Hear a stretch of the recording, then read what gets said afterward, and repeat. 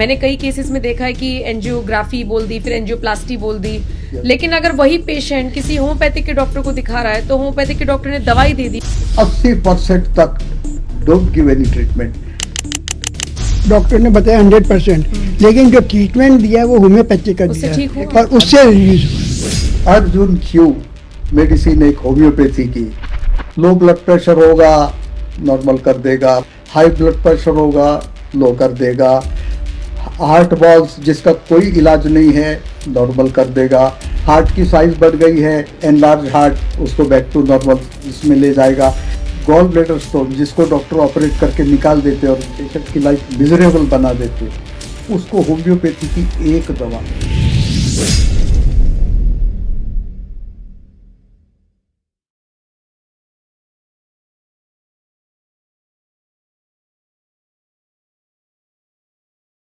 नमस्कार, स्वागत है आप सभी का। आप देख रहे हैं एनएमएफ न्यूज, आपके साथ मैं हूं नम्रता चौधरी।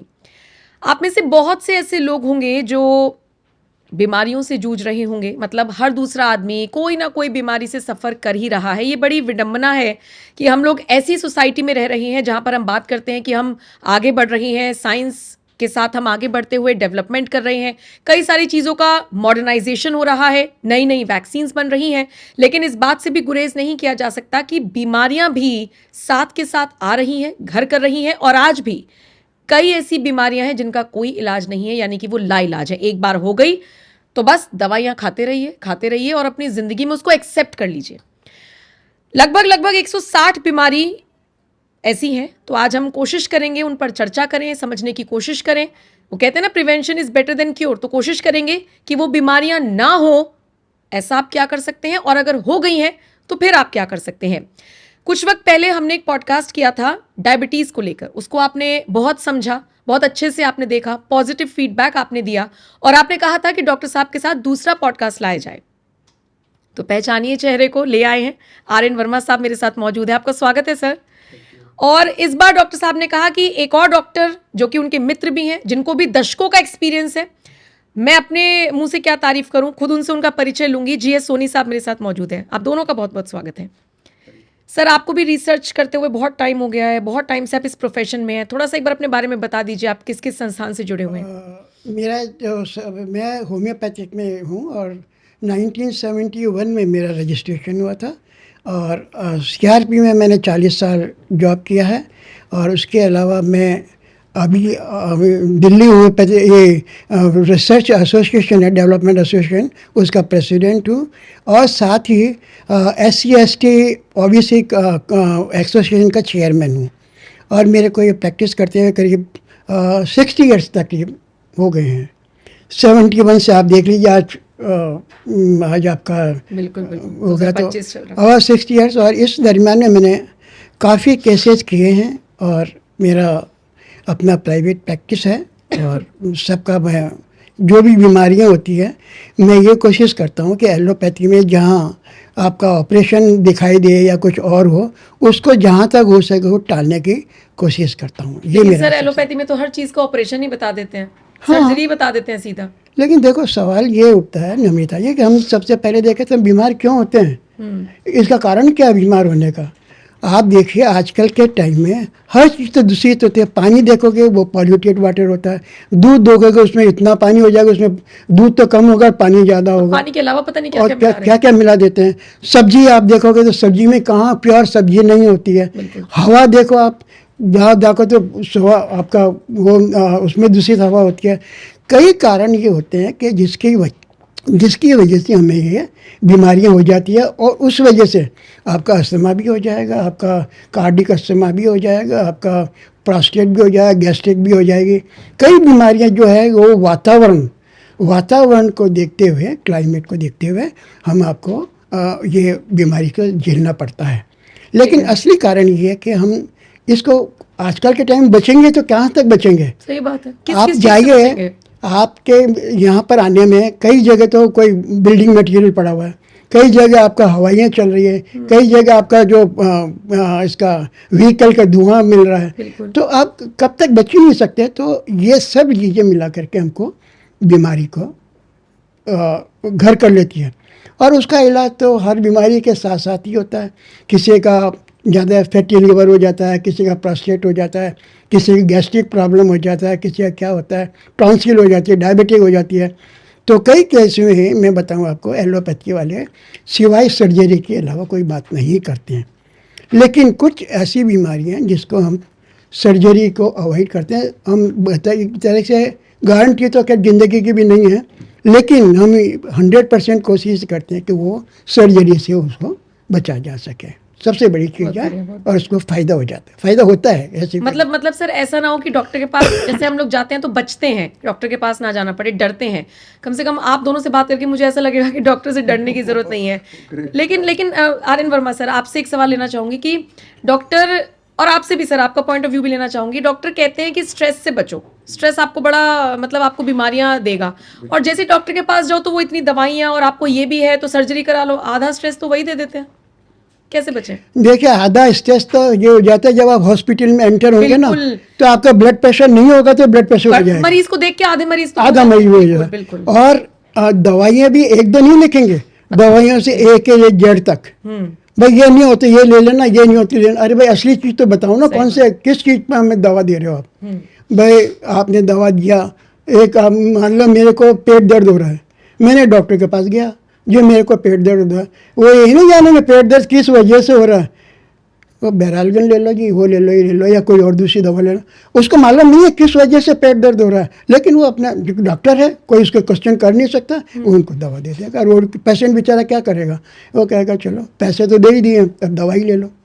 तो ये सर जुकाम की दवाई लेने जाती हूँ, 4-4 टैबलेट्स पकड़ा देते हैं, 4-4 5-5 जुकाम के 6-6 लिए। टैबलेट। उसमें फिर वो तो हम पढ़े लिखे लोग हैं तो हम थोड़ा सा सर्च कर लेते हैं, तो उसमें एक गैस की भी होती है, तो उसमें एक एंटीबायोटिक भी होगी और 4-5 ऐसी दवाइयाँ होती हैं। सर कौन कौन सी ऐसी बीमारियां हैं जो, जैसे मैंने शुरुआत में कहा 160, ये मैंने आंकड़ा इसलिए दिया कि मैं तो डॉक्टर हूं नहीं, मुझे तो नहीं पता, लेकिन ऑफ कैमरा हम लोगों ने जब बात की तो कहा कि लगभग 160 बीमारियां ऐसी हैं। कौन कौन सी बीमारियां हैं सर वो? अब बीमारी में तो आपका काफ़ी हो जाए। देखिए 80 बीमारियां वात विषेट होने के कारण, वात खराब हो जाने के कारण। बात मतलब सर बताता हूँ। तो देखिए शरीर में, अगर हम मॉडर्न एजुकेशन, मॉडर्न मेडिसिन या मेडिकल साइंस के रूप में देखें तो बीमारियों के कारण बैक्टीरिया और नॉन बैक्टीरिया, पैथोजेनिक और नॉन अच्छा, पैथोजेनिक। ठीक है। लेकिन जब हम आयुर्वेद के एंगल से देखते हैं तो हमारे शरीर में 3 चीजें होती, वात, पित्त और कफ। एंड इन तीनों का अगर राइट बैलेंस है तो there will be no disease. अगर वात बढ़ गया तो वो अपनी चेन खोलेगा, शरीर में जकड़न, जोड़ खराब होने, कैंसर तक वात बीमारियों के कारण होते, बीच में सारी बीमारियां हैं। अच्छा, पित्त खराब हो जाए तो उसकी अलग है। ठीक है। तो हमने क्या किया, अभी तक जो चल रहा है समाज में यही चल रहा है कि आप बीमार पड़ो तब हम आपको ट्रीट करेंगे। यही होता है। हम ऐसा नहीं करते। हम जो बीमार हो गए उसको तो ट्रीट कर देंगे, लेकिन आप बीमार ही नहीं पड़ो। ऐसा पॉसिबल है क्या सर? पॉसिबल है? अब तो विष युग कहा जाता है कि जो भी चीज खा रहे हैं उन सब में जहर है। वो डॉक्टर इस साहब युग ने में बताया कि हवा, पानी, बिल्कुल। भोजन, विचार, आप हमसे तो आप जानती हैं ज़्यादा। थोड़ा सा कोई भी न्यूज़ चैनल खोल के देख लीजिए, आपको समझ आ जाएगा विचारों का प्रदूषण कितना बढ़ गया है। तो विचार तक प्रदूषित हो चुके, ऐसे में हमको जीना तो है ही। तो क्या हम निरोगी जी सकते? वो स्क्रिप्ट वो ये लेकर आए हैं, मैं, डॉक्टर शर्मा जी वहाँ बैठे, ठीक है, और डॉक्टर सोनी साहब, हम वो स्क्रिप्ट देंगे, आप बीमारी नहीं पड़ोगे। तो दीजिए सर वो स्क्रिप्ट कि बीमारी ना पड़े। देखिए पहले थोड़ी भूमिका तो बांधनी पड़ेगी, डायरेक्ट अगर आप दे देंगे तो वो मजा नहीं आएगा। व्यूअर्स को पहले लेके आइए, ग्रेजुएट सर व्यूअर सुन रहे हैं आपको? हाँ? व्यूअर सुन रहे हैं आपको? हाँ सुनने दीजिए ना, हम क्या डरते हैं। ठीक है, माहौल कब तक बनेगा सर बता दीजिए, और फिर मैं चाहती हूँ कि हम बताएं दर्शकों को कि वो मतलब कैसे बचा जा सकता है। बचा जाने के लिए पहले तो आपको ये जानना पड़ेगा कि हम जो खाते हैं, हमारा शरीर भोजन और पानी का बना है, तीसरी वस्तु नहीं। शरीर की फिजिकल बॉडी, स्थूल शरीर, लेकिन ये स्थूल शरीर के साथ एक सूक्ष्म शरीर भी है जो माइंड है। जैसे गुस्सा होने वाले को भी बीमारियां होती उस प्रकार की, क्रोध कर, जलन रखने वाले को भी, डर रखने वाले को भी। तो ये बीमारियां हमारे शरीर में होती क्यों, उसका पहला कॉज होगा कि आपका शरीर भोजन पानी का बना है। आप भोजन पानी का होता क्या है? आपके शरीर में भोजन डाल दिया, पेट में डाल दिया, आगे क्या होता है वो अगर हम जान लें तो हम बीमारी से बचने के लिए हमको आसानी हो जाएगी। तो आपका प्रश्न है कि बीमारी से बचा कैसे बचे जाए? कैसे? तो मैं बोलूँगा भोजन पानी को बना शरीर। आपने खाना खाया, जो भी खाती दाल चावल रोटी सब्जी, in terms of modern medicine, carbohydrate fat protein minerals vitamin वगैरह वगैरह, पेट में जाने के बाद पहले खाली कार्बोहाइड्रेट का पचन होता है हमारे पेट में। ठीक है। भ्रम है लोगों को कि भोजन पच गया, नहीं पच गया। खाली कार्बोहाइड्रेट पचा और उसने बनाया ग्लूकोज पेट में। प्रोटीन का क्या होता है? आधा पचन होता है। फैट का क्या होता है? बिल्कुल भी नहीं पचन, 0%। तो अब ये भोजन पच गया तो रस बन गया। रस में प्रिडोमिनेंटली क्या है? तो कार्बोहाइड्रेट है। कार्बोहाइड्रेट किस रूप में? तो ग्लूकोज बन गया। अब ये ग्लूकोज, ये रस हमको शरीर तक पहुंचाना है। शरीर का भोजन है सब सेल्स का। तो क्या किया जाता है कि पेट से उस रस को ब्लड में डालना है। अब इमेजिन करिए नम्रता जी, अगर हम डायरेक्ट सर्कुलेशन में डाल दें, जिसे सिस्टमिक सर्कुलेशन कहा जाता है, तो भोजन का रस आपने सिस्टमिक में डाल दिया तो पैदा होते ही साथ डायबिटिक होकर मर जाएंगे कुछ ही दिनों में। शुगर लेवल, क्योंकि हर भोजन तो कार्बोहाइड्रेट प्रेडोमिनेंट है, उतना सारा ग्लूकोज बनेगा, वो सब जाएगा सिर से पैर तक हर जगह, तो कैसे जिएंगे? ग्लूकोज लेवल बढ़ गई, शुगर बढ़ गई। तो क्या कर अरेंजमेंट, नेचर कहिए, भगवान कहिए, जो भी कहिए, प्रकृति कहिए, तो पहले पेट से पचे हुए रस को ब्लड में डालते हैं। लेकिन कौन सा ब्लड? हमारे 2 ब्लड सर्कुलेशन है, एक सिर से पैर तक और एक साइड में छोटी सी लाइन गई है लीवर तक। तो ये सारा पेट का रस लीवर तक ले जाना है। लेकिन बीच में लीवर और पेट से जरा बाहर छोटी आंत है। उस छोटी आंत में जो प्रोटीन का आधा पचन हुआ था उसको पूरा पचन होता है।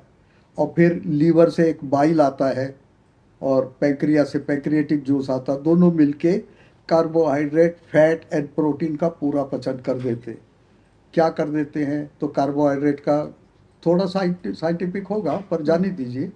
थोड़ा कार्बोहाइड्रेट का बनेगा ग्लूकोज फ्रुक्टोज गैलेक्टोज, प्रोटीन का बनेगा protein and alpha amino acids, fat का बनेगा फैटी एसिड एंड ट्राइग्लिसराइड्स।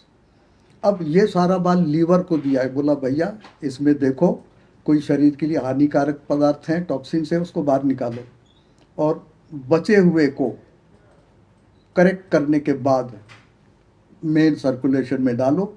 तब वहाँ से वो मेन सर्कुलेशन में सिर से लेके पैर तक के हर ब्लड सेल्स में पहुँचाया जाएगा। अब आपने जो टॉक्सिन्स थे उसको लीवर ने क्या किया? किडनी को भेजा। किडनी ने उसको निकाल के फेंका, लेकिन किडनी ने छोड़ा नहीं। किडनी ने फटकार लगाई, ये क्या भैया, मेरा काम है ब्लड को प्यूरिफाई करना। तुम आए दिन कुछ भी कचरा खा के बैठ जाते और फिर हमको दिन भर वो काम में लगाते थे, कचरा फेंको। जैसे किसी के घर में हम साफ सफाई का एक नॉर्मल वर्क होता है, उसके एडिशन दुनिया भर का कचरा ला के डालें तो घर का मेन प्रॉब्लम हो जाएगा कचरा बाहर फेंकना, तो घर के फंक्शन खराब हो जाएंगे। ये कारण बनता है पहला किडनी फेल्योर का, जो आजकल इतने किडनी पेशेंट्स हैं। बिल्कुल। उसका मेन रीज़न है कि other than their designed work of purifying and filtering blood, they have to do this, कचरा निकालो। तो पहला ये है। तो मैं ये कहूँगा कि हमने पेट में भोजन डाला, भोजन पचा, रस बना, जब पूरा पच गया तो पोषण बना। पूरा कब तक पचता है? पूरा स्मॉल इंटेस्टाइन में विद इन 1.5 आवर्स। आप ड्यूरेशन देखिए, 1.5 घंटे बाद बोला जाता है पानी पियो। क्यों पियो भाई? क्योंकि वो ग्लूकोज बन चुका है, उसे अपने शरीर को देना है। लेकिन इतना सारा ग्लूकोज देंगे तो डायबिटिक होके ख़त्म हो जाएंगे, तो उसको लीवर भेजो, लीवर एक्स्ट्रा ग्लूकोज निकाल देगा। तो इसलिए पानी पिए 1.5 घंटे बाद? पानी पीना चाहिए, ये रीज़न है साइंटिफिक।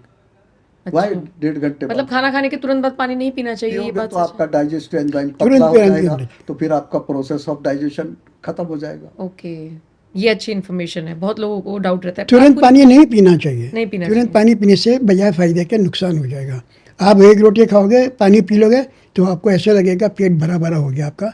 जो एक्चुअल डिजायर्ड जो डाइट है वो आप नहीं ले पाएंगे, भारीपन हो जाएगा, उससे गैस्ट्रिक प्रॉब्लम हो जाएगी, उससे एसिडिटी हो जाएगी, उससे आपको किसी प्रकार का और प्रॉब्लम, लीवर पर इफेक्ट हो जाएगा।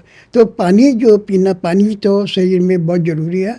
और वो पानी एकदम खाने के, जैसे डॉक्टर साहब ने बताया, वो पानी जो है आपके खाने के कम से कम 1 घंटा और 1.5 घंटे के बीच का टाइम होना चाहिए, तब वो पानी पीना चाहिए। सर आप नॉन पैथोजेनिक और पैथोजेनिक का जिक्र कर रहे थोड़ा थे, इस पे और थोड़ा इस सा पे बता दीजिए, उसके बाद फिर आइएगा वो क्या है। आइडिया हो जाएगा, पब्लिक को पूरा मिल जाए।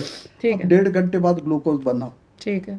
आपने पानी पिया, वो ग्लूकोज लेके गए लीवर में, और लीवर ने एक्स्ट्रा ग्लूकोज जमा कर दिया लीवर में in the form of glycogen, और उतना ही छोड़ा जितना हमारे ब्लड में चाहिए। तो ये इस प्रोसेस को कितना घंटा लगता, पचने को, ग्लूकोज बनने को 1.5 घंटा, और आधा घंटा में लीवर ने एक्स्ट्रा ग्लूकोज निकाल दिया, ये 2 घंटा होता है। इसीलिए डॉक्टर बोलते हैं जो डायबिटिक हैं कि दूसरी रीडिंग खाना खाने के बाद की 2 आवर्स आफ्टर फूड। पैथोजेनिक और नॉन पैथोजेनिक डिजीज ये कौन सी हैं, दोनों में से जो बीमारियां चाहे मॉडर्न साइंस कुछ भी डिफाइन करे, जो बेयर साइंस है, बेयर फैक्ट है, वो ये है कि बीमारी खाली 2 प्रकार की, एक bacteria, virus, pathogen, fungus, parasites, इनसे होने वाली। उदाहरण के तौर पे बैक्टीरिया ऐसी होगी, बैकिलम बैक्टीरिया, ट्यूबरक्यूलिनम, टीबी, ट्यूबरक्लोसिस। और एक एक एग्जांपल दे रहा हूँ। मलेरिया होएगा पैरासाइट से, ठीक है। Mullerian parasite. फंगस से होने वाली बीमारियां मोस्टली स्किन की होती हैं, फंगल इन्फेक्शन, और वायरस से होने वाली है, कोरोना वायरस फेमस है, एड्स फेमस है। तो ये बीमारियां होती हैं, और क्योंकि इनके bacteria, virus, pathogen, fungus available है, they can be visualised under microscope, तो इसलिए उनके लिए शत्रु तैयार कर दिए, उनके लिए गोलियां तैयार, दवाई तैयार कर दी। बीमारी आई, आपने ये दवाइयाँ दी, बीमारी चली गई, खेल खत्म। 10-15 दिन, 1 महीने के बाद man is totally back to his original health. लेकिन दूसरी बीमारी है जो किसी बैक्टीरिया, वायरस, फंगस आदि से नहीं होती, उसका मैं 2-3 एग्जाम्पल दूंगा। अस्थमा, अच्छा, कौन सा बैक्टीरिया है, या बैक्टीरिया आई मीन पैथोजन, कौन सा पैथोजन है, मॉडर्न साइंस नहीं बता सकती। कैंसर, तो जैसे कहीं पे पटाखे फूट रहे हैं तो जो अस्थमा के पेशेंट्स होते हैं उनको दिक्कत होती है। यस, हवा में कौन से मॉलिक्यूल्स ट्रेवल कर रहे होते हैं जो उनको दिक्कत होती है? एक्चुअली बेस्ड ये है ट्रिगर, और ट्रिगर होते हैं एलर्जेंस, और एलर्जेंस होती बॉडी की वीकनेस, एलर्जिक रिएक्शन। तो कोई भी वस्तु अस्थमाटिक पेशेंट को ट्रिगर कर सकती टू शूट अस्थमा। सो ये हमारा ये, हम इधर फोकस करेंगे कि ये बीमारियां होने के कारण, एग्जैक्ट कारण किसी को भी नहीं मालूम। आई mean it, I am telling authentically. So example देता हूँ, आपको डायबिटीज, किसी को डायबिटीज, हाँ, मेरे को मत करवाइए। अरे मैंने करेक्ट किया भैया, किसी को डायबिटीज हुआ, वो जाएगा डॉक्टर के पास, तो डॉक्टर पूछेंगे हाँ भाई क्या होता है तुमको, बोलेगा मुझे मुंह सूखता है, चक्कर से आते हैं, और डायबिटिक के लक्षण जितने सारे वो सब डिस्क्राइब करेगा। तो डॉक्टर बोलेगा अच्छा ठीक है, टेस्ट कराते हैं। टेस्ट कराया, टेस्ट में देखा डॉक्टर ने कि भाई डायबिटीज टाइप 2 है। अब डॉक्टर बोलेंगे, डॉक्टर दवा देने के पहले पेशेंट पूछता है मुझे डायबिटीज क्यों हुआ, I want to know, and reason क्या दिए जाते। मैं मॉडर्न साइंस की बात कर रहा हूँ। कि मीठा, रीजन बोलेंगे आपका शरीर इंसुलिन नहीं बना रहा है रिक्वायर्ड अमाउंट में, तो आप बोलेंगे ठीक है एक टेस्ट करा लेते हैं, इंसुलिन बराबर प्रोडक्शन हो रहा है या कम हो रहा है। ठीक है। टेस्ट कराई, देखा इंसुलिन बराबर है, फिर डॉक्टर को बोलेंगे भाई इंसुलिन तो मेरा बराबर है। नहीं नहीं, वो क्या है, इंसुलिन पैंक्रिया बना रही है लेकिन आपकी बॉडी पूरा इंसुलिन यूज नहीं कर पा रही है। तो फिर आप बोलोगे उसके लिए कुछ करो, फिर आप कन्विंस नहीं हो तो डॉक्टर बोलेंगे नहीं आपको हेरिडिटी है, तो आप चिढ़ जाओगे, बोलोगे। मेरे घर में तो किसी को नहीं था। वो मैं फिल्म डायलॉग बोलूंगा, पिछली 7 पुश्तों से मेरे खानदान में किसी को डायबिटीज हुआ ही नहीं। नहीं, बिल्कुल। अब क्या करेंगे? फिर डॉक्टर कहेगा स्ट्रेस है आपको। हाँ, अब स्ट्रेस क्या, भी ले जाएगा। अब क्या करेंगे? तो बोलेंगे लाइफस्टाइल डिसऑर्डर है। तो भाई define lifestyle, where I am going wrong? Simply by telling one point, the lifestyle disorder disease doesn't satisfy the patient. आजकल के लोग जानना चाहते हैं, मेन रीज़न उनका ये रहता, भाई ये बताओ ताकि मेरे, अगर शायद कोई महिला है तो बोलेंगे ताकि मेरे हस्बैंड को, बच्चों को डायबिटीज़ ना हो। यू टेल मी, क्या रीज़न बताया जाएगा? ओबेसिटी, आपको मोटापा है तो आपको डायबिटीज़ होगा। ब्लड प्रेशर, मीठा खाने से भी होता है। बाबा this is what modern science is telling. मैंने ये पूरा होमवर्क करके आया हूँ, मैंने खोजा है एज लेट एज से फ्यू वीक्स बैक। ये रीज़न, मैं खुद शॉक था कि आप मोटा नहीं हो, ब्लड प्रेशर नहीं हो, कोलेस्ट्रॉल नहीं हो, डायबिटीज़ कोलेस्ट्रॉल से दे रिलेट, मॉडर्न साइंस। तो फिर दिमाग घूमता है कि भाई कारण मालूम, हम क्या प्रिकॉशन लें। उसीलिए हम मजबूर हुए, फिर इनकी अध्यक्षता में मैं, डॉक्टर शर्मा साहब ने रिसर्च किया, भाई क्यों हो रही बीमारी। तो क्या पाया सर रिसर्च में आपने? इसका जो मैं बता रहा भूमिका हूँ, बननी चाहिए सर भूमिका इतनी लंबी ना हो जाए कि व्यूअर्स चले जाएं। बिल्कुल नहीं जाएंगे। इसका रीजन मैं भूमिका बता बननी रहा बस आप। हूँ। सबसे ज़्यादा जो होता है ना, रीजन जो होता है वो होता है स्ट्रेस और स्ट्रेन।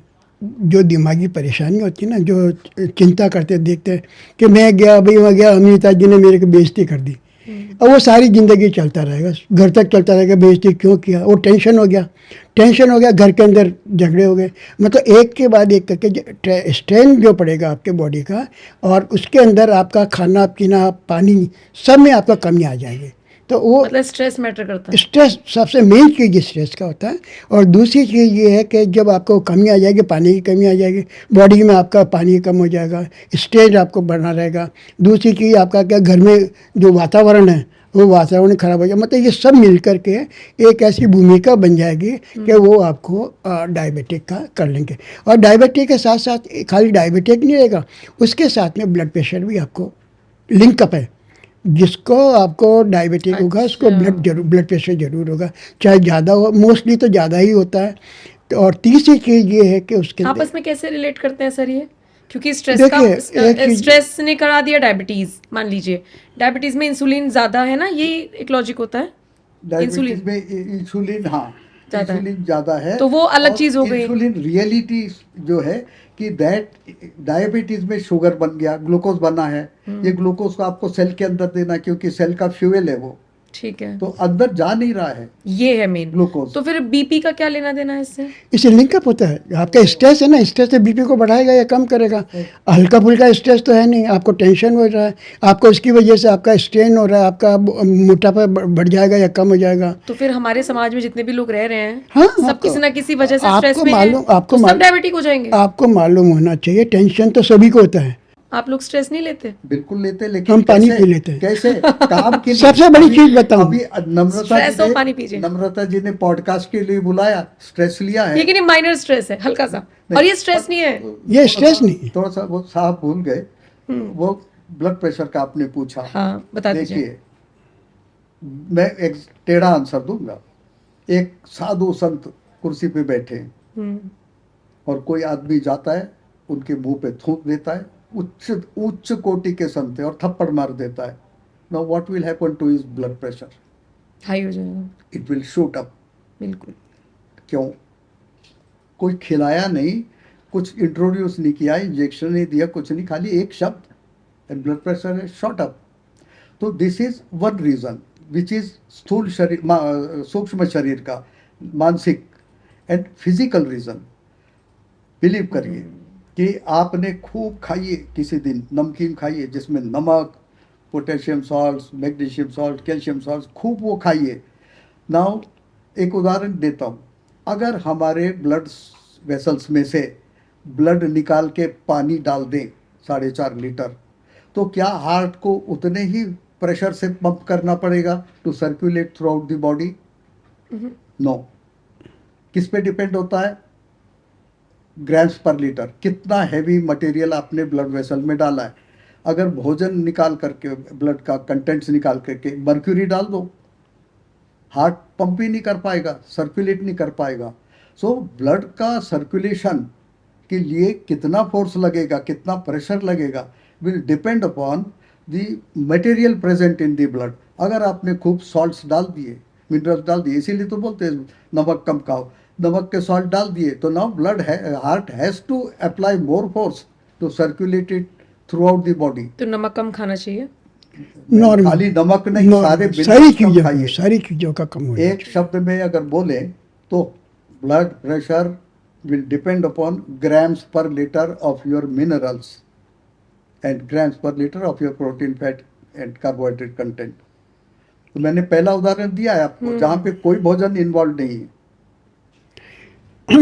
डायबिटिक का मैं बताऊं आपको, डायबिटिक का आज के टाइम में देखेंगे तो 99% लोगों को डायबिटिक होगा, और सबसे बड़ा रीजन उनका होता है ये टेंशन वाली का है, उसका है। और दूसरी चीज़ ये है कि घर में वातावरण, खान पान की चीज़, जैसे अभी बताया कि नमकीन ज़्यादा खा लिया या किसी ने बेइज्जती कर दी या कोई कर दे, तो हम लोगों को बर्दाश्त का मादा नहीं है। जो टॉलरेंस पावर है, वो टॉलरेंस पावर जो पहले होती थी उससे आधी भी नहीं है, उससे भी रह गई। एकदम सोचने को मजबूर हो जाएंगे, जब सोचने को मजबूर होंगे तो सारे वंश काम करेंगे और ब्लड प्रेशर आपका बढ़ जाएगा, हाई हो जाएगा। उसको करने के लिए it is dependent on both physical body and mental body, दोनों, माने स्थूल शरीर और सूक्ष्म शरीर। मतलब आपका दिमाग क्या सोच रहा है उसका असर आपके शरीर पर पड़ेगा। पूरी बॉडी पर पड़ेगा, पूरी बॉडी पर पड़ेगा। अब ये दूसरी चीज़ मैं बताऊँगा, डायबिटीज का जो क्वेश्चन चल रहा है, जो डॉक्टर जाते हैं तो डायबिटीज का टेस्ट करा लेते हैं कि बेटा शुगर का टेस्ट कराओ, ये करो, लेकिन हर आदमी के पास इतना पैसा नहीं है। एक आदमी अगर चला जाएगा अपोलो में चला गया, गरीब आदमी, वो कहेगी ये टेस्ट कराओ, तो वहाँ तो हज़ारों में खर्च आ जाएगा, आपको और जगह जाए तो खर्च आएगा। लेकिन इसका हम घर बैठे भी पता कर सकते हैं कि हमें डायबिटिक है या नहीं। वो मैं बता रहा हूँ आपको। जब आपको डायबिटिक होगा तो एक तो प्यास ज़्यादा लगेगी, अच्छा, अगर आप डायबिटिक, दूसरा जबान सूखी सूखी जाएगी, ठीक है, तीसरा आपका बार बार यूरिन आएगा, ठीक है, तीसरा आपका बॉडी वेट धीरे धीरे कम होता जाएगा, चौथा आपका भूख जो है वो भूख आप ज़्यादा बर्दाश्त नहीं कर पाएंगे। थोड़ा ये सिम्टम्स हैं, ये सिम्टम्स हैं। मतलब अगर किसी को ये सिम्टम्स फील हो रहे हैं तो वो समझे कि वो इस स्टेज हाँ पे जा रहा है। हाँ, और यूरिन बार बार आना ये होगा, उसमें जो उसका कारण ये होगा, या तो वो लीकर ले रहा होगा, जो क्या कहते हैं लीकर, शराब वगैरह कोई ले रहा होगा, या तो उसके और दूसरी नशीली चीज़ें ले रहा होगा, या तीसरी चीज़ ये है कि किसी प्रकार का उसको जो नहीं खाना चाहिए, जो नहीं पीना चाहिए, वो उसको ले रहा होगा, फ्लूइड यूज। वो दूसरी चीज़ जिसको होता है वो भी अगर ये लेते हैं तो वो एग्रेवेट होगा, बढ़ेगा, कम नहीं होगा। और दवा, उसमें दवा भी आपको लेंगे, वो दवा में भी आपको उसको कर्टेल करना पड़ेगा या बंद करना पड़ेगा। जैसे अभी मैंने वो केस देखा है, उसके अंदर वो कहते हैं मैं तो उसके बिना रह ही नहीं सकता हूँ, शराब के बिना। हाँ, मेरा बिजनेस है, मेरे तो क्लाइंट आते हैं, ये आते हैं सर मैं को शराब के बिना रह सकता। मैंने कहा फिर तुम भूल जाओ, फिर तुम अपना डायबिटीज को बढ़ाते रहो और शराब पीते रहो। तो मतलब ये है कि हम खुद इसके जिम्मेवार हैं और पता कर सकते हैं। और वो इस एक करने से, पता होने से क्या, अच्छा दूसरी जगह जो इसमें यूरिन करेंगे उसमें स्मेल आएगी, स्मेल आएगी, जैसे कि चीनी की स्मेल आती है ना, मीठी मीठी सी, वो स्मेल आएगी और यूरिन का फ्रीक्वेंसी बढ़ जाएगी। ये सब वजह हैं, ये 4-5-7 चीज़ें पता चल जाती हैं तो आप समझ लीजिए कि आपको डायबिटिक का स्टार्ट हो चुका है। ओके सर, टाइप 1 टाइप 2 वैसे हम तो डिस्कस कर चुके हैं पॉडकास्ट में, लेकिन मैं एक बार फिर से चाहूंगी क्योंकि दर्शक जब जो लोग इसको पहली बार देख रहे हैं इस वाले पॉडकास्ट को, ये टाइप 2 टाइप 1 क्या होता है सर? रिवर्सिबल कौन सा है? रिवर्सिबल टाइप 2 है। रिवर्सिबल मतलब वापस से ठीक हो सकता है? ठीक हो सकता है। अभी मेरे को था भाई डायबिटीज, अच्छा, मैंने ठीक कर लिया, पॉडकास्ट दिया, उसके बाद डायबिटीज डिटेक्ट हुआ, तो मैंने 2 ही टर्म में, माने 2 क्वार्टर्स निकाला। आज इनके घर पूछी, खूब मीठी चाय पी है, इनके घर दबा के नाश्ता किया है, मीठा खाते, कुछ नहीं होता। इसीलिए चिढ़ करके हम लोग क्यों ये पॉडकास्ट अरेंज किया, भाई पब्लिक अनजान है, उनको मालूम भी नहीं कि हम उनको तो सर डराया जा रहा है ना, हम पब्लिक को तो डराया जा रहा है। इससे तो हिम्मत करके आए ना, मेरी हिम्मत खुली, भाई आप आगे रहो, आपके कंधे पे बंदूक रखेंगे हम। और अच्छा, आपकी दोस्ती कितने साल हो गए सर? मेरी दोस्ती नहीं, हमारी गुरु है, तो उनने कराई ये महाराज ने। ये जिनका नाम बार बार शर्मा जी करके ले रहे हैं ना, आर एन वर्मा, इनके साथ भी हम जल्दी एक पॉडकास्ट करेंगे, वो भी शर्मा जी कैमरा। का पॉडकास्ट एक बहुत अच्छा होगा आर्थराइटिस पे, जिससे बहुत दुनिया जूझ रही है आज। ठीक वो है, podcast- अर्थराइटिस पर करेंगे, डिटेल में चर्चा करेंगे फिर। अभी तो वो कैमरे के पीछे हैं, कैमरे के सामने उनको लाएंगे। सर मुझे ये बताइए कि होम्योपैथी और एलोपैथी के बीच में अगर किसी को मतलब देखिए, एलोपैथी अपनी जगह पे ठीक है, रिसर्च के लिए ठीक है, होम्योपैथी भी अपनी जगह पे ठीक है, पर अगर आपकी मैं सलाह लूँ, क्योंकि मैंने बहुत सारे केसेस में देखा है कि डॉक्टर्स एलोपैथी वाले हर चीज़ का इलाज सर्जरी करके डरा देते हैं, तो होम्योपैथिक में कोई ऐसी चीज़ है जिसका इलाज नहीं है? क्योंकि मैक्सिमम चीज़ों को सुना मैंने जाता है तो सबका आज है। तक एक भी केस नहीं देखा। जैसे आप टिपिकल सर्जिकल केस ले लें, तो गॉल ब्लैडर में स्टोन आम आम कॉमन प्रॉब्लम है आज का, और सबका सर्जरी इलाज है एलोपैथी में। और थोड़ा सोचिए, हमारा लीवर बनाता है बाइल। बाइल क्या है? पेट से जो भोजन आता है वो एसिड युक्त होता है। और हमारे फैट का डाइजेशन पेट में क्यों नहीं होता है? क्योंकि फैट का डाइजेशन सिर्फ अल्कलाइन मीडियम में हो सकता है, एसिडिक मीडियम में हो ही नहीं सकता। तो इसलिए पेट का उसमें डाइजेशन ज़ीरो है। जब वो छोटी आंत में आया, पेट से जरा आगे, तो इधर बाइल ने अपना अल्कलाइन बाइल भेजा। वो अल्कलाइन बाइल सेपोनिफाई करता है। माने जैसे हम साबुन और तेल ले लें, तो तेल हाथ में लगाए, आप साबुन लगाइए तो झाग बनेगा, और झाग में वो तेल गायब हो जाएगा। This is saponification. तो वो अल्कली जो आता है लीवर से, इट सेपोनिफाइज द फैट, एंड तब उसका डाइजेशन होता है। और वो प्रोटीन का जो आधा पचन हुआ था वो आधा होता है स्मॉल इंटेस्टाइन में। ओके, अब आपका स्पेसिफिक क्वेश्चन क्या है? मैं तो ये जानना चाहती हूँ कि जैसे हार्ट की अगर हम बात करें, तो मैंने कई केसेस में देखा है कि एंजियोग्राफी बोल दी, फिर एंजियोप्लास्टी बोल दी। अब अगर हम हिंदी में इसको समझें तो भाई, अगर ब्लड ढंग से पहुंच नहीं पा रहा है तो उसके लिए छल्ले डाले जाएंगे जो ये। Yes. लेकिन अगर वही पेशेंट किसी होम्योपैथिक के डॉक्टर को दिखा रहा है, तो होम्योपैथिक के डॉक्टर ने दवाई दे दी और किसी सर्जरी की जरूरत नहीं पड़ी। Yes. तो मेरा सवाल ये है कि फिर उस डॉक्टर ने सर्जरी, वो भी जो जिन लोगों ने एंजियोप्लास्टी कराई है, वो कहते हैं कि थोड़ा बहुत बॉडी में पेन भी रहता है, फिर 15 दिन आगे सर्वाइव भी करना पड़ता है। उन सारी चीज़ों से बेटर है कि होम्योपैथी का ट्रीटमेंट आदमी ले ले। देखिए, ये मैं जानना चाह रही हाँ हूँ। बिल्कुल, बहुत अच्छा सवाल है ये। करोनरी आर्टरी में ब्लॉक बने, भाई क्यों बने? मानी कुछ तो कंडीशन रही होगी, नॉर्मल कंडीशन तो नहीं ना बिल्कुल। बॉडी की। क्या ऐसी सप्लाई हार्ट तक नहीं पहुंची या आर्टरी तक नहीं पहुंची? कुछ कंडीशंस बनी, मेडिकल कंडीशन, ठीक है। जिससे ये ब्लॉक्स बने। ठीक है। तो देन देर आर, अगर if a reaction is there in the forward direction, there are reactions in the backward direction, and our से body has got all the softwares. तो जो चीज ने फॉरवर्ड रिएक्शन दी, ब्लॉक फॉर्मेशन, होम्योपैथी उसकी backward reaction देती, removal of dissolution of block. Okay. और इसका प्रूफ ये है कि किसी भी एलोपैथिक डॉक्टर से पूछिए, कार्डिक सर्जन से, उनको बोलो मेरे को 70% 60% ब्लॉक है, दवा दो। तो अगर वो अच्छे सर्जन है तो बोलेंगे भैया ये सैंड ड्यून्स है, रेगिस्तान की रेत, आंधी अभी टीला रेत का इधर पहाड़ बना है, आंधी आई उधर बन गया। फैक्ट बोल रहा, सही में? I have worked on this. Wow. अब बताइए, डरा देते हैं ब्लॉकेज है। हाँ, तो जो सच्चे डॉक्टर से, अच्छे डॉक्टर से, वो बोल देंगे 80% तक डोंट गिव एनी ट्रीटमेंट, क्योंकि 80% ब्लॉकेज तक? 80% ये बहुत ध्यान से सुनिएगा, जो भी दर्शक इस पॉडकास्ट को देख रहे हैं सर। 80% ब्लॉक में, जहां आज आपका ब्लॉक है, 6 महीने बाद एंजियोग्राफी कराइए और आपको वहां का गायब मिलेगा, कहीं और बन गया होगा। क्योंकि आपकी मेडिकल कंडीशन, टेंडेंसी आपके खान पान और मानसिकता ने ये दी है कि ब्लॉक फॉर्मेशन इज ऑकरिंग। तो 6 महीने तक नहीं। और मेरे को तो ऐसे मिले, I happen to work with doctor MJ Gandhi और Nanavati hospital, head cardiovascular division. We conducted clinical trials throughout India. वो बोले वर्मा जी 98% तो ब्लॉक था, ये आज इसका 100% ब्लॉक है, और हम सब प्रेशर डाल रहे, इमीडिएटली ऑपरेट और रिमूव। ये 98 सर्वाइव करके 99 पे आया है, 99 सर्वाइव करके 100 पे आया है, एंड 100 पे भी हुआ नहीं है, कार्डियक अरेस्ट आया नहीं है। So this can be reversed. अब करा क्या बाय जाता है? होम्योपैथी? हाँ, बाय वो होम्योपैथी? एलोपैथी के डॉक्टर है, नहीं, वो ट्रीटमेंट बाई होम्योपैथी है। Treatment bye homeopathy. डॉक्टर ने 100% बता दिया blockage reverse- 100%, हाँ, डॉक्टर ने बताया 100%, लेकिन जो ट्रीटमेंट दिया है वो होम्योपैथी का उससे दिया ठीक है हुआ? और उससे रिलीज हुआ है।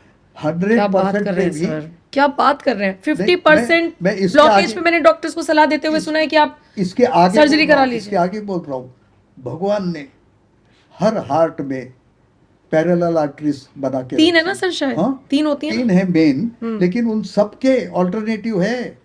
अगर ये ब्लॉक हो गई, एक पैर का फैक्ट आपको बोलूं कि एक आदमी जो फुटबॉल प्लेयर था, उसका एक्सीडेंट हुआ और मेन नस, पैर को मेन आर्टरी ब्लड सप्लाई करने वाली डैमेज हो गई, सर्जिकली निकालना पड़ा। छटपटा गया, मैं फुटबॉल नहीं खेल सकूंगा।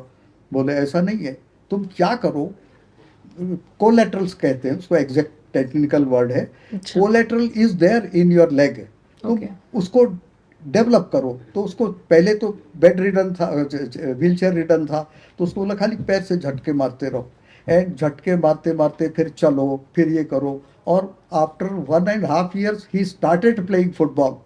उसने मेरे को बहुत इंसाइट दिया, और वाह। यही चीज़ है हार्ट में, देर आर कोलेटरल्स।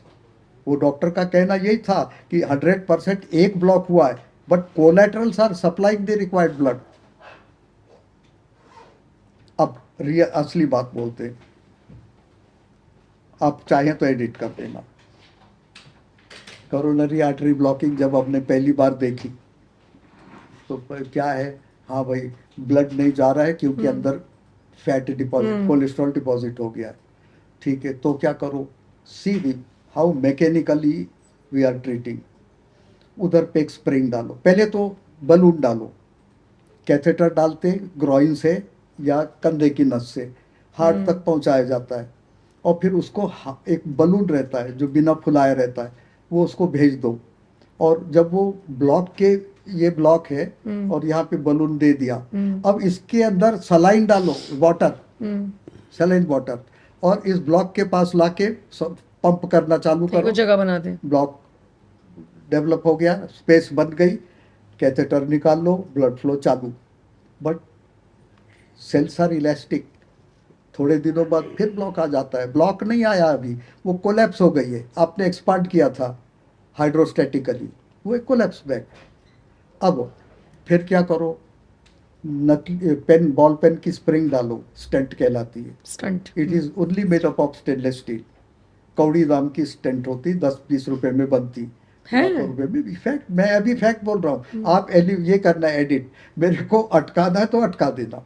नहीं सर, मुझे लगता है इन्फॉर्मेशन जानी चाहिए। देखिए आपकी इच्छा है, तो स्टेंट डालो। अब स्टेंट डाला तो क्या हुआ, चिल्लाना चालू करता वो एरिया, फॉरेन बॉडी आओ, इम्यून सेल्स आते, दूसरे सेल्स आते, उधर इकट्ठा होते, लड़ाई करके उसको मार के भगाने के लिए। इस प्रोसेस में फिर ब्लॉक होता है, इसे कहते हैं रीस्टेनोसिस, टिपिकल फिनोमेना आफ्टर स्टेंटिंग।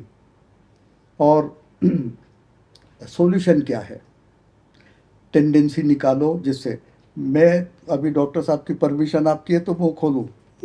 हाँ तो ठीक, बताइए बताइए, सबके फायदे की बात है। अर्जुन क्यों मेडिसिन एक होम्योपैथी की, अर्जुन क्यों आयुर्वेदिक की है, उसको अच्छा। होम्योपैथिक फॉर्म में लाया गया है। अर्जुन क्यों दे दो, लो ब्लड प्रेशर होगा नॉर्मल कर देगा, माने हाई करेगा, हाई ब्लड प्रेशर होगा लो कर देगा, हार्ट बॉल्स जिसका कोई इलाज नहीं है नॉर्मल कर देगा, हार्ट की साइज बढ़ गई है एनलार्ज हार्ट, उसको बैक टू नॉर्मल इसमें ले जाएगा। A to Z solution of heart is only through one medicine. मैंने इनको लाने के पहले बोला था, भैया आपको आगे करके हम करेंगे, बोलोगे परमिशन दोगे तो दवा बताएंगे, नहीं बोलोगे नहीं सर, ये पता इसलिए जरूरी है क्योंकि नहीं, सबके फायदे की बिल्कुल बात है। सबके जो फायदे। व्यूअर्स देख रहे हैं आपको, उनको सीखने को मिलेगा, जब तक जो भी उन्हें बात कुछ बता रहे सीखने हैं। को नहीं मिलेगा, ज्ञान तो बहुत लोग बांट के चले जाते हैं, हाँ। जब तक सीखने को नहीं मिलेगा। और बहुत अच्छी चीज बता रहे हैं आप। लेकिन मुझे सर एक सवाल और पूछना है, हार्ट से जो प्योरीफाई होकर ब्लड जाता है वो शरीर के कोने कोने तक कैसे पहुंचता है, वो भी थोड़ा बता दीजिए। वो उस पे आते, मैं अच्छा। आपका वो पहला अधूरा रह गया, अच्छा, गॉल ठीक है, ब्लैडर ठीक है, वाला, ठीक है सर। क्योंकि गॉल ब्लैडर के बहुत पेशेंट। हाँ बिल्कुल बिल्कुल। अब इमेजिन करिए कि जिस आदमी का आपने गॉल ब्लैडर निकाला, आपको पैसे मिल गए, अब वो जिंदगी भर पेट भर फैट नहीं खा सकता, तला खाने का शौकीन थे, पेट भर तला खा ही नहीं सकते। क्यों? क्योंकि फैट को डाइजेस्ट करने वाला लीवर से आता है, बाइल के थ्रू, बाइल के माध्यम से। वो तो आपने काट के निकाल दिया। अब क्या हो रहा है सिचुएशन, अब लीवर जो बाइल बनाता है, ड्रॉप ड्रॉप बनाता है, और ऐसे ड्रॉप ड्रॉप इंटेस्टाइन में आता है और जा रहा है। उस बीच में अगर भोजन आ गया तो पचा देंगे थोड़ा सा, थोड़ा बहुत, नहीं पचा पाएगा पूरा। और अदरवाइज भोजन निकल गया तो ख़त्म बात, आपका बाइल खाली पड़ा रहेगा। तो ऐसे लोग ना जीवन भर खा सकते पेट भर, दबा के खाना तो उनके भाग्य में ख़त्म हो चुका। और उनके लिए तेल भी मना हो जाते हैं, ये जो तेल है हाई कोलेस्ट्रॉल और क्या कहते हैं डाइजेशन में काफ़ी मतलब उसकी वजह से हो रहा है। बहुत सबसे मेन चीज़ वही डाइजेशन वाला है। और उसमें जो डॉक्टर्स मैं बताऊं, कई चीज़ें ऐसे होती है डॉक्टर्स जिसको ऑपरेशन बता देते हैं, Okay. ऑपरेशन फेल हो जाता है। एक लेटेस्ट में आपको बताऊं, अभी आपका 1 महीने पहले की बात बता रहा हूँ। एक पेशेंट है, उसको प्रोस्टेट ऑपरेशन हुआ। ठीक। वो ऑपरेशन हुआ तो वो ऑपरेशन डॉक्टर कहता सही है, लेकिन मैं कहता हूँ सही है, क्योंकि उसके पास में जो 2 आंतें होती है, वो 2 आंतें चिपक गई। अच्छा। अब वो कहता है कि मैंने को फिर उसको ऑपरेट करना पड़ेगा, पहले उसको मैं सर्जरी देखूंगा, और वो भी मेरी गारंटी नहीं है कि वो ठीक होगा कि नहीं होगा, लेकिन सर्जरी होगी। तो वो मेरे पास आया तो मैंने कहा भाई देखो, तुम्हारा ये पहले तो ऑपरेशन ही गलत हुआ है, इसमें प्रोस्टेट का ऑपरेशन की ज़रूरत नहीं है। दूसरा, अब जो कह रहा है वो आपको अब ऑपरेशन नहीं कराना है। वो कह रहे बोले क्या होगा डॉक्टर साहब? बोले मैं आपको ठीक कर दूंगा। ये 1 महीने पहले की बात बता रहा हूँ मैं आपको। तो मैं उसको करीब 8 रोज़ पहले मैंने उसको दवा दिया। अच्छा, उसमें उसका क्या हुआ कि जो यूरिन आ रहा था, ड्रॉप ड्रॉप करके यूरिन, कभी हल्का सा ठीक आता, नहीं तो ड्रॉप ड्रॉप करता है, ऐसे फीलिंग होती है कि अंदर यूरिन रह गया। अच्छा। तो मैंने उसको दवा दिया तो अभी परसों मेरे पास टेलीफोन आया कि अब मेरे को फ्लो बना है। अच्छा। इसका मतलब जो हम कहते हैं प्रोस्टेट का ऑपरेशन हुआ, वो ऑपरेशन सक्सेसफुल हुआ। मेरे को वो सक्सेसफुल नहीं हुआ है। अगर सक्सेसफुल होता तो ये जो दूसरी बीमारी है, जो दूसरी परेशानी ये है, ना होती। वो नहीं होती। क्यों चिपक गया था? उसका कारण ये है कि उनका ऑपरेशन में कहीं गड़बड़ रह गया। तो डॉक्टर कभी नहीं मानेंगे कि हाँ मेरी गलती होगी। वो तो ये कहेंगे कि नहीं, ये तो गड़बड़ होते, ये इंटेस्टाइन का मैं क्या करूँगा, मैंने इंटेस्टाइन का थोड़ी ऑपरेट किया है, मैंने तो प्रोस्टेट का ऑपरेट किया। तो कहने का मतलब ये है कि आजकल एक जो मेडिकल साइंस है, एक तरीके की बिजनेस बना दिया उन्होंने। आप जाएंगे, आपको कुछ भी नहीं होगा, कहेंगे कि आपको तो ये हो गया, आपको पेट में बीमारी हो गई, आपको अल्सर हो गया, आपको माइग्रेन हो गया, पर डे का आपको माइग्रेन बेड का पर खर्चा, डे ICU का खर्चा। जो गरीब आदमी हो तो ये नहीं कर सकता। वो तो कहेगा भाई ठीक है, मरना तो है ही, पैसा कहाँ से लाएंगे हम? तो उसमें लिए होम्योपैथी एक्चुअली बना है। होम्योपैथी मतलब होम से जो इलाज होता वरदान है। दे होम्योपैथी। अच्छा, तो हमारा टॉपिक था कि बहुत बढ़िया। Gall bladder stone. महाराज जी, जो भी घर में फायर कर देना, पर यहाँ बोल लेने दो। आपको मैंने ट्रेनिंग दी है तो बोल दिया। इधर से सब जगह जाएगी ना बात, थ्रू आउट वर्ड। नहीं, बोलिए। देखिए, गॉल ब्लैडर स्टोन जिसको डॉक्टर ऑपरेट करके निकाल देते और पेशेंट की लाइफ मिजरेबल बना देते, उसको होम्योपैथी की एक दवा, बारबेरिस वल्गेरिस मदर टिंचर, एंड साथ में क्योंकि राइट साइड में है अपना गॉल ब्लैडर, लीवर, लाइकोपोडियम दे दो। इससे हजारों पेशेंट ट्रीट किए जा चुके हैं। अब एलोपैथी वर्ल्ड क्या करती? कौड़ी दाब की दवा को operate. Why operate? How many organs you will remove from the body? Sir यही केस, आपकी बात कंप्लीट हो गई तो मैं नेक्स्ट क्वेश्चन पे आऊँ। वो इसका भी अच्छा, हाँ ये ठीक है। सर ये गॉल ब्लैडर वाली भी समस्या है। और अगर हम महिलाओं की बात करें तो एक एज ऐसी आती है जब उनको मेनोपॉज वाली स्टेज आती है। उस केस में मैंने अधिकतर महिलाओं को ये कहते हुए सुना है कि हमारी तो यूट्रस निकालने के डॉक्टर ने हमें सुना दिया है। अच्छा, कोई अगर लेडी चाहे कि भाई नहीं हमें नहीं अपने शरीर का अंग निकलवाना, तो मैक्सिमम डॉक्टर्स गायनिक जो खुद फीमेल है वो ये कहती हैं कि तुम्हें कौन सा बच्चे पैदा करने हैं यार, दिक्कत हो रही है, निकालो, उसे खत्म करो, जड़ से खत्म करो। ये सही है या वो भी होम्योपैथी से ट्रीट हो सकता है? और क्योंकि अंग निकलवाना मतलब जाहिर सी बात है, अपने शरीर का कोई अंग निकलवा रहे हो तो आगे दिक्कत होगी। वो ठीक नहीं है। देखिए, बिलीव करिए, आपको क्या लगता कि डिजाइन इतनी कच्ची करी शरीर की कि unless you do this, unless you do they, मैं डिफाइन नहीं करूँगा जितने सारी पैथियाँ चली हैं और जितने चले हैं व्यायाम, प्राणायाम वगैरह वगैरह, unless you do this you will not remain निरोगी। एंड व्हाट अबाउट अदर जंगल के रहने वाले प्राणी अगर 84 लाख प्रकार के जीव बनाए तो 83,99,999 लोग बिना किसी दवा के वैक्सीन के निरोगी रह रहे। ये मनुष्य ही क्यों बीमार हो रहा है? 1% है हम खाली इस ब्रह्मांड में, 99% अदर शरीरधारी है।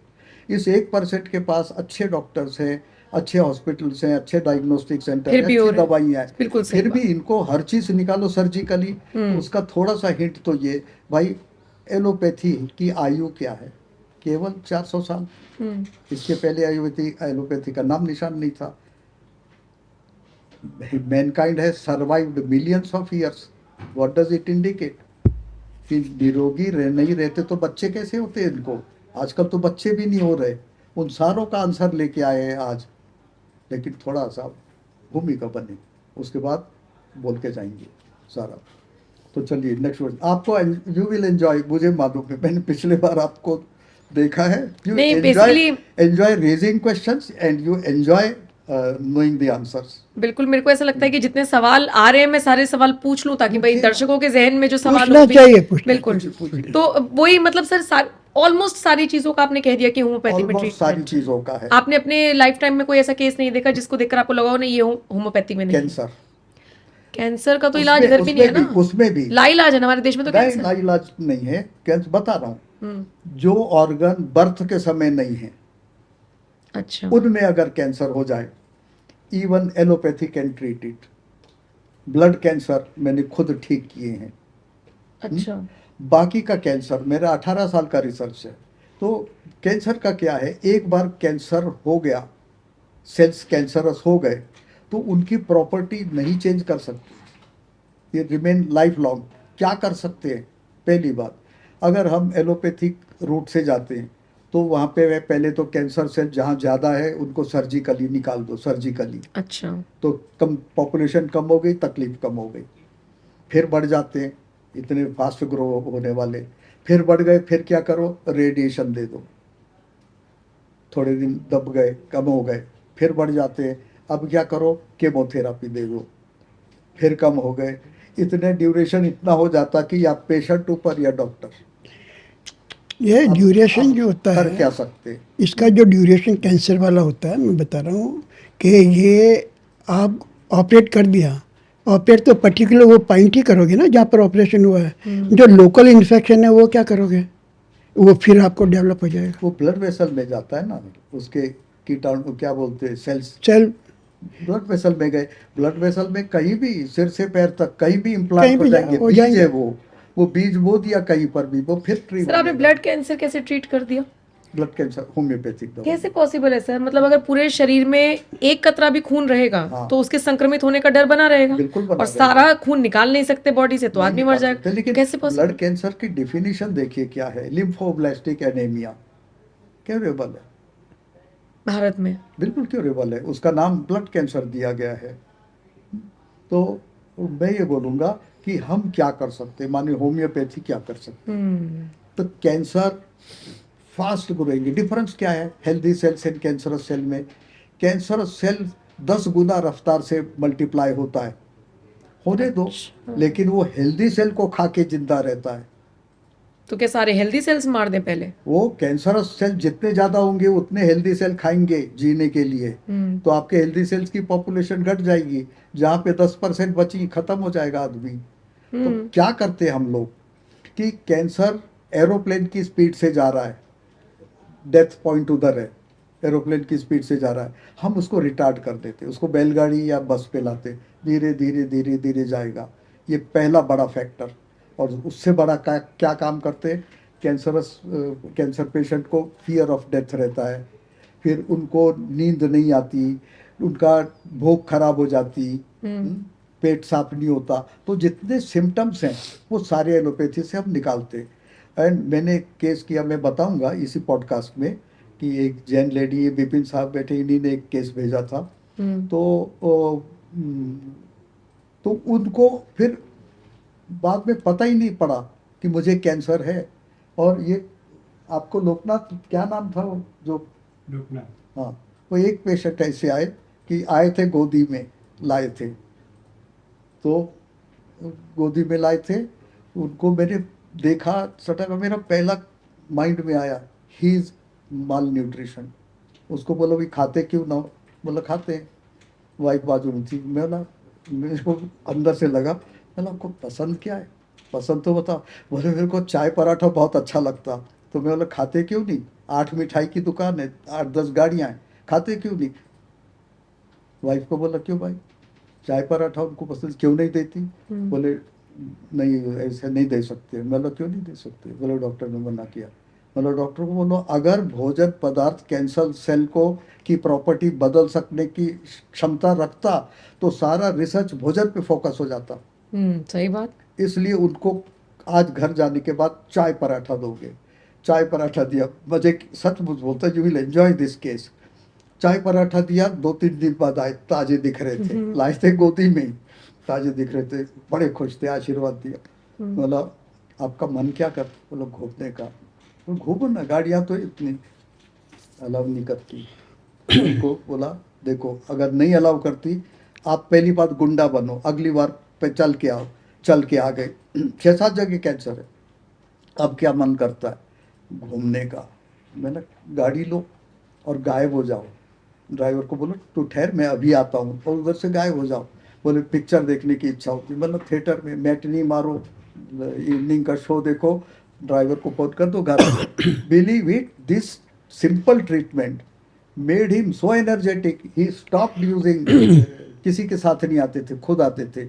और क्या किया उसको हमने, भाई भूख नहीं लगती उसकी दवा दे दी, पेट साफ नहीं होता उसकी दे दी, थोड़े कैंसर के लिए दवाइयाँ दी जाती है,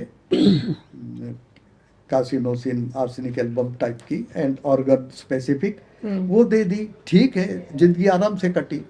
सो it is very simple to make the life of a cancer patient pleasant.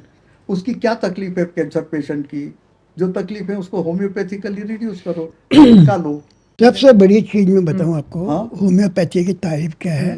Homeopathy symptoms पर चलती है। अच्छा। आपके पेट में दर्द हो रहा है तो मुझे ये नहीं पता कि दर्द हो रहा है इसलिए मैं आपको दवा दे दूं।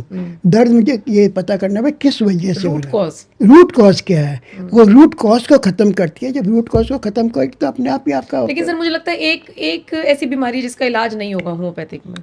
मुझे लगता है जो लोग डिप्रेशन पे बात करते हैं, एंजाइटी पे बात करते हैं, अवसाद, जो हम अकेलेपन का शिकार हैं, नम्रता जी 2-3 बच्चे हैं, सब विदेश में रहते हैं, माँ बाप अकेले पड़े हैं। मेरे को वो पेशेंट लाइए, हमको, मेरे को नहीं, ये साहब है, वो साहब है, इनको ऐसे पेशेंट लाइए। अरे मार्वलस दवाई बनाइए। और आपको अच्छा। हाँ, आपको एक बात बोल दूं, पहले शरीर बीमारियां होती थी शरीर की, आजकल सबको मालूम है खाने के 1.5 घंटे बाद पानी पियो, हाँ, सही कह रहे रिफाइंड हैं। चीजें नहीं खाओ, बार बार नहीं खाओ, वो सब मालूम। तो रियली पेशेंट्स जो आजकल आते शारीरिक बीमारी के कम आते, मेंटली इफेक्ट। मेंटली ज्यादा है। अब क्या हो गया कि गुस्सा बढ़ चुका है लोगों का, क्रोध बढ़ चुका है, तो वो सब इस पॉडकास्ट में कवर होगा। ये कवर होगा कि हम बीमार क्यों पड़ रहे हैं। क्यों पढ़ रहे हैं बताइए। तेरे को अगर परमिशन दे तो मैं उसके एक स्टेप पहले बोलूं। बिल्कुल सर। देखिए हम जो भी खाते वो तो पेट में डालते ना, पेट से ब्लड में गया, ब्लड से ये शरीर के हर सेल को कैसे मिलता है। जब तक आपका हर सेल काम नहीं करेगा, आपका टिश्यू काम नहीं करेगा। अब वजह देखिए, बॉडी के अरेंजमेंट जानना जरूरी, तब हम फाइनल बोलेंगे बिना ठीक है। क्यों पढ़ रहे।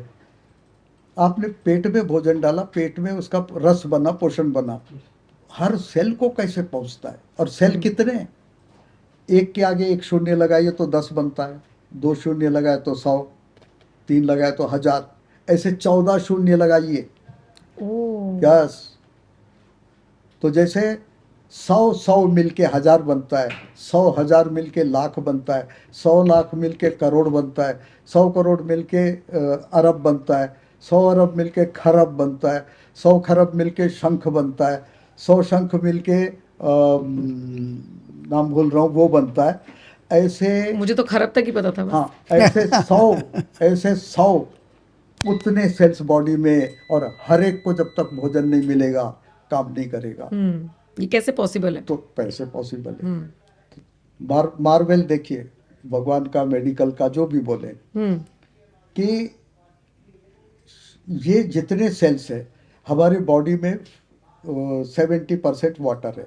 ठीक है। एवरेज 60 किलो का आदमी लेते, सो 6 चौक 24, देर आर 60 किलो का 70%, 7 42, 40 litres of water is present in our body. I mean it. 40 litre? Of water is present in all of us. अच्छा। और काटो तो खून निकलता? एक ड्रॉप पानी नहीं निकलता, वो गायब किधर। हम्म।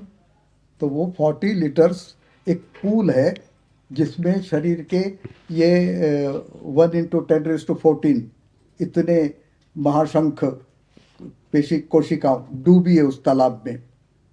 हम्म। तो एक तालाब इमेजिन करिए, उसमें सारे बॉडी के सेल्स डूबे हैं। ब्लड वेसल का जाल है। ये ब्लड वेसल हमारा पचा हुआ भोजन का रस, दैट इज पोषण, लेके आती हैं। मजे की बात, खून का एक ड्रॉप रिस नहीं सकता है, लेकिन प्लाज्मा नाम का एक कंपोनेंट है ब्लड का, वो रिस जाता है। ये प्लाज्मा अपने साथ हमारे खाए हुए अन्न द्वारा carbohydrate, fat, protein, minerals, vitamin, उनको साथ लेके निकल जाता है वेसल में से। और ये सारे के सारे उस तालाब में जाल ऑफ ब्लड वेसल्स पोषण डालते रहते हैं। अब इस पोषण से एक खेत इमेजिन करिए जहाँ करेले के, आम के, नींबू के, दुनिया भर के पेड़ लगे। ठीक। खेत वही, मिट्टी वही, पानी वही, हवा वही। नींबू पेड़ खटास खींच रहा है, आम पेड़ मिठास खींच रहा है, करेला कड़वापन खींच रहा है। इसी तरह हमारे बॉडी के हड्डियों के सेल्स, हड्डी का पोषण that is calcium and phosphorus खींच रहे हैं। और ये this is one must know this. बिल्कुल। तो इसी तरह सब अपने अपने पोषण उसी तालाब से खींचते। कोई आम बन जाता है, कोई नींबू बन जाता है, कोई करेला बन जाता है। ये फिनोमेना है। इधर से चालू होती है आपकी बीमारी, हम बीमार क्यों पड़ते। तो अब सिनेरियो क्या बना कि एक तालाब है, उसमें सब तरह का पोषण है। और फिर एक सेल लेंगे, सेल के और बाहर जो फ्लूइड कहलाया जाएगा या एक्स्ट्रा सेल्यूलर लिक्विड कहलाया जाएगा, जो भी आप कहें, या तालाब का पानी कहलाया जाएगा। उस तालाब के पानी के और सेल के बीच में एक बाउंड्री है। और वो बाउंड्री कैसी है? सेमी परमिएबल, हाफ परमिट करती। तो वो सेमी परमिएबल होने के कारण अब ये तालाब का माल सेल में जाएगा कब? जब कॉन्सेंट्रेशन ग्रेडियंट होगा। मतलब क्या? मतलब ये कि boundary, cell wall is a boundary, cell membrane है, वॉल नहीं है। Cell membrane is a boundary. Boundary के इस पार खूब सारा कैल्शियम है और सेल के अंदर कंपैरेटिवली कम है। तो ये फिनोमेना नेचुरल, कोई किसी का बाप नहीं रोक सकता। उस तालाब का खूब कैल्शियम, क्योंकि खूब खाया है अपने, सेल के अंदर घुस जाएगा। सेल वो चाहे या हम चाहें या ना चाहें। क्यों? क्योंकि उधर एक प्रिंसिपल, साइंटिफिक प्रिंसिपल काम कर रहा है। तो ये अगर कैल्शियम खूब घुस गया तो क्या करेगा? तुम्हें एक्सेस कैल्शियम है तो वो कहीं ना कहीं डिपॉजिट हो जाएगा। तो उसके परिणाम स्वरूप क्या बन जाएगा? कैल्शियम खूब खाया था, किडनी में स्टोन बनेगा, गॉल ब्लैडर पथरी बनेगी। मतलब जो भी एक्स्ट्रा होता रहेगा वो कुछ ना कुछ इफेक्ट कुछ करता हाँ, रहेगा। reaction। तो उसको पचाए कैसे? हाँ? एक्सरसाइज करें? नहीं, आ रहे सब पॉइंट पे आ रहे। ठीक है। तो अब हमको लगता है अभी कि हम भूमिका बना मूल रहे हैं। विषय पे आते हैं। अभी भूमिका बन रही है ना सर? भूमिका। आइए आइए, पॉइंट पर आइए।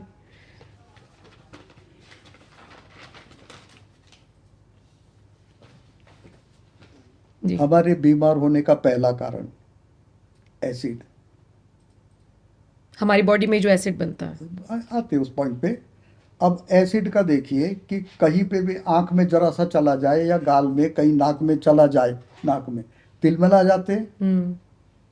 What about so much acid we are supplying to the cells? वो तिलमिला जाती हैं, उनका सेल फंक्शन गड़बड़ा जाता है और वो एक्सप्रेस नहीं कर सकते क्योंकि उनके पास नर्व नहीं है। कितनी नर्व बनाओगे भाई? 1 × 10⁻14 नंबर ऑफ कोशिकाएं हैं, सेल्स हैं। हर एक को नर्व देने जाएंगे तो नर्व का शरीर नर्व का ही बन जाएगा। तो हर एक को नर्व नहीं मिली तो तिलमिला के रह जाती। तो पहला कारण हमारे बीमारी होने का। एसिड बनना। Acid, supply of acid to the cells. Cell को हम बहुत सारा एसिड सप्लाई कर रहे हैं। कैसे कर रहे हैं सर? हाँ, कैसे कर रहे हैं? कैसे करते हैं हम बताएंगे कारण कि कब बताएंगे सर?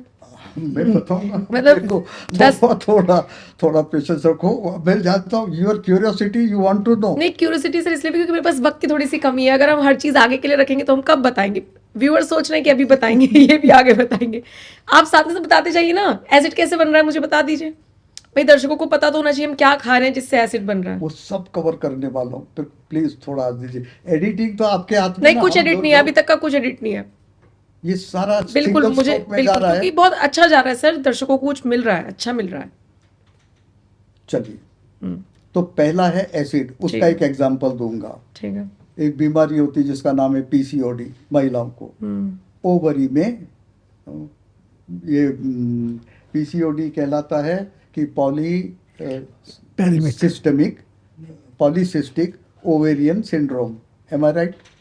हाँ, पीसीओडी होता क्या है कि ये ओवरी में अंडा बनता है, फीमेल एग, एंड वो it is nothing else but A pool of blood. Okay. Pool of blood.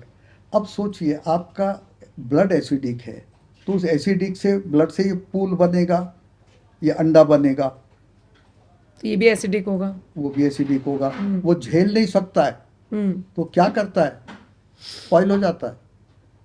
अब साथ कंसीडर करेंगे, एक स्पर्म आया, वो फर्टिलाइज करना चाहता है, लेकिन वो उस एरिया में आते आते उसका वो सरवाइव करता है pH 7 to 8 में।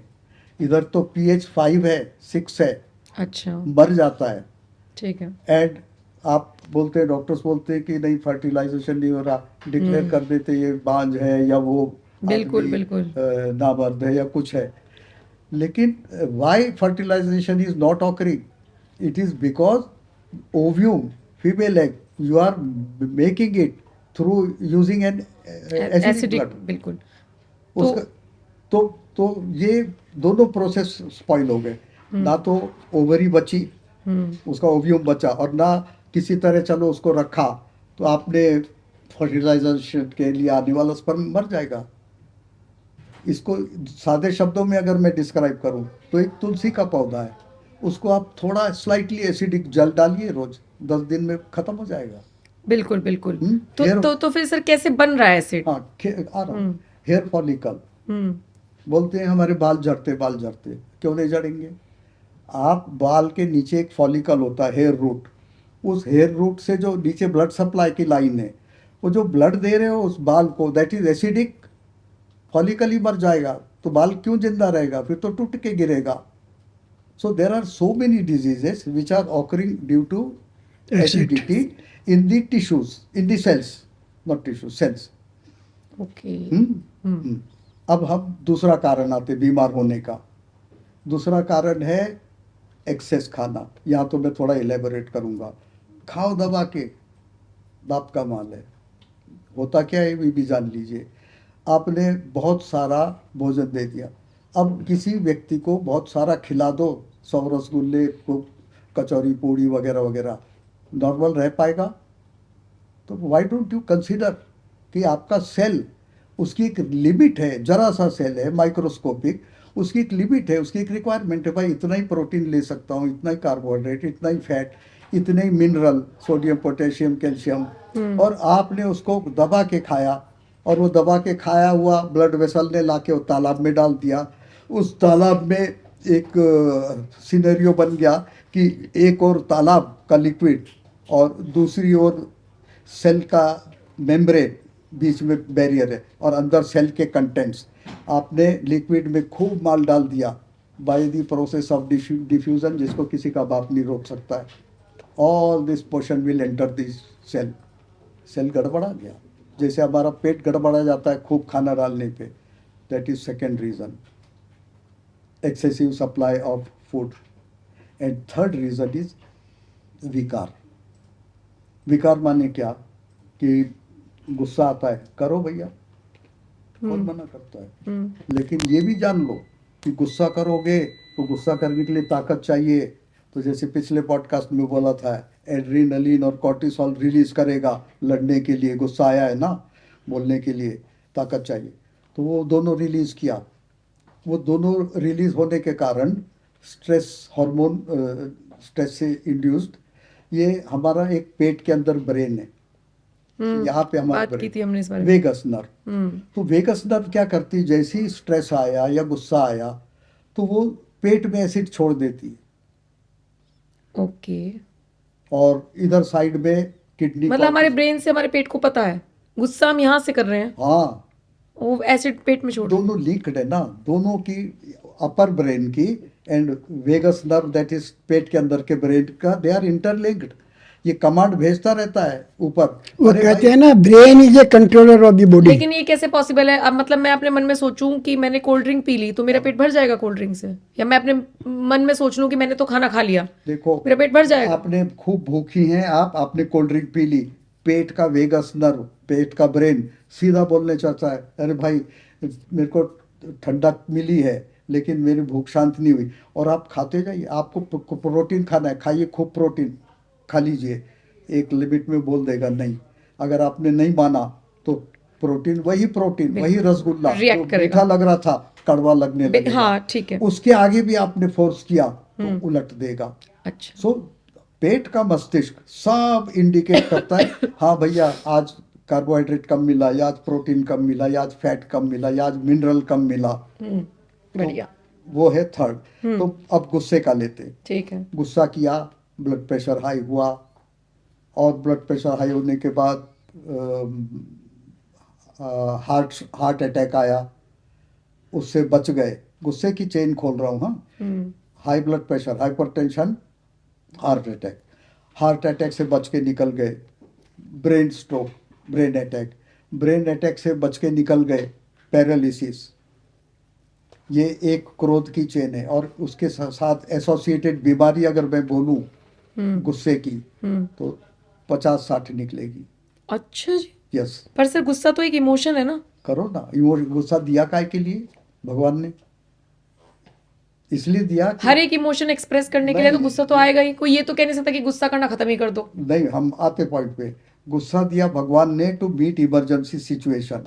उसका एग्जांपल ये कि जंगल में गाय बछड़ा दे रही है, बछड़ा पैदा हो रहा है, और बछड़े की लहू से और सीनरियों से देख के सामने शेर, अरे फर्स्ट क्लास भोजन है, बिरयानी, इधर आता है।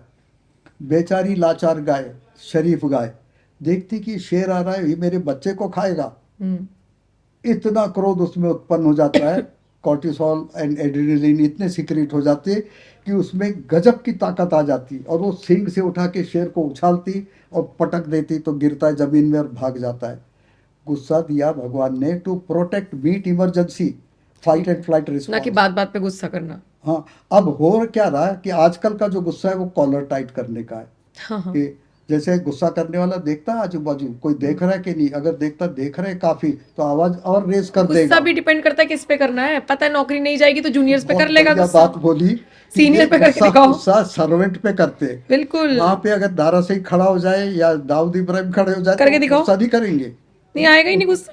ये बिल्कुल सही बात है उनको सर। अभी आपने बात पूरी करी, एक सवाल और, जानवरों में भी कॉर्टिसोल, ये जो भी आप कह रहे हैं यस, होता है, लेकिन सब उनका कैसा है? उनको भी गुस्सा आता है।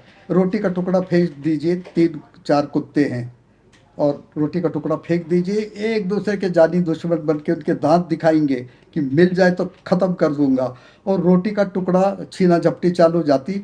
जब रोटी आउट ऑफ साइट हो गई तो एक प्रिंसिपल है, mind out of site is out of mind. फिर वही 3-4 कुत्ते एकदम जिगरी यार बन के बगल बगल में बैठे सही मिलेंगे। कह रहे हैं। तो उनका अलग है। अपना क्या है, ठीक है तुमने मेरे को गुस्सा दिलाया, तुमने मेरी बेइज्जती की थी ना, देखूंगा। जिंदगी भर नहीं भूलते, एक बार गुस्सा भूल जाते, लेकिन द्वेष बदले की आग।